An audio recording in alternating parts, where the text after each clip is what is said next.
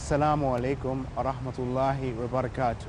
We'd like to welcome our viewers back for another episode of the program, The Truth About Islam. Unfortunately, in the world today, there are many ideas, opinions, and understandings about the religion of Islam, which unfortunately are not correct. We'd like to take a few minutes of your time in this episode to address some of those issues and present to you the truth about Islam. Today, we're continuing a very special series on Islam in America.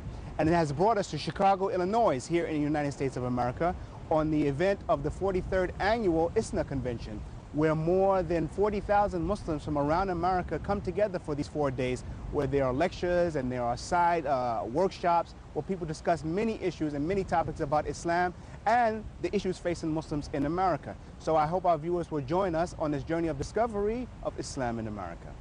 May Allah subhanahu wa ta'ala shower His mercy on us. May Allah make us from those who are keys of khayr, mafatih al-khayr.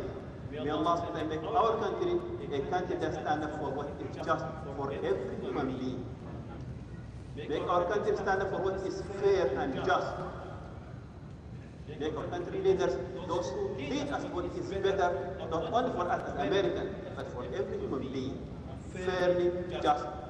May Allah protect us, protect our families and our children, and may Allah subhanahu wa ta'ala make this gathering a blessed one, successful one, Ya Rabbil Alameen, and bless every one of you, your family, and may Allah subhanahu wa ta'ala give shifa to our brothers, our sisters, our friends who are sick.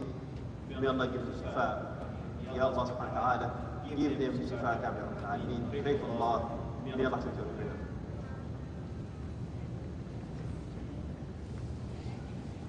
We're at the 43rd Annual ISNA Convention here in Chicago, Illinois, where between 30 and 35,000 Muslims from all over America are gathering for these 4 days of lectures and workshops, and they have bazaars and many events set up for the Muslims to do this weekend. So we're going to interview some of those people to help you get a glimpse of what life is like for Muslims in America. So please continue to join us on this journey of discovery.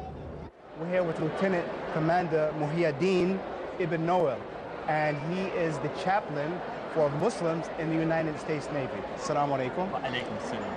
Thank you for taking some time to sit with us. And it's very interesting to find the Muslim chaplain of all of the Navy. This is something which is unique, and maybe many people didn't know that position existed.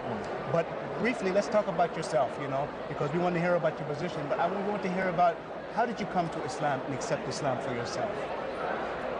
Quite honestly and briefly, Allah makes Muslims. I was raised in a Christian household. I was taught the tenets of Christianity. But as I grew in my maturity in spirituality, what I ascertained is what Islam represents, what Allah is saying to human beings through Islam. Christians were saying but not doing.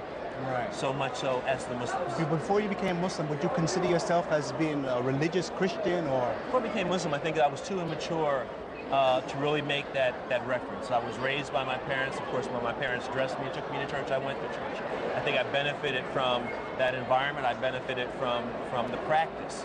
But as I began to mature spiritually, as I began not to go to church because they were taking me, but now I was going because I wanted to learn. I wanted to be there.